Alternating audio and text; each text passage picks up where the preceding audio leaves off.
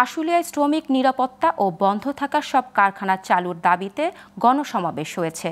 মঙ্গলবার বিকেলে শ্রীপুরে সানসিটি মাঠে এই সমাবেশ হয়। বক্তারা বলেন, ব্যাংকিং সুবিধাসহ বেক্সিমকো ইন্ডাস্ট্রিয়াল পার্কে সব কারখানা চালু করতে হবে। বেক্সিমকোর বন্ধ থাকা কারখানাগুলো খুলে না দেওয়া হলে কঠোর আন্দোলনের হুঁশিয়ারি দেন তারা। প্রয়োজনের আমরণ অনশনে ও ঢাকাতে গিয়ে আন্দোলন করা হবে বলেও জানান তারা। এ সময় আশুলিয়া, গাজীপুর সহ আশপাশের বিভিন্ন এলাকা থেকে শ্রমিকগণ সমাবেশে অংশ নেন।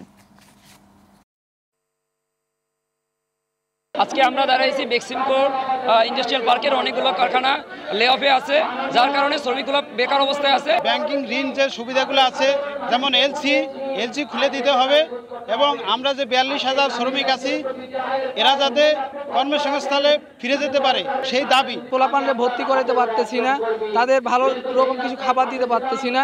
তাই আমাদের অনুরোধ ডাক্তার ইউনূস স্যারের কাছে যাতে আমাদের ফ্যাক্টরি তাড়াতাড়ি খুলে যায়।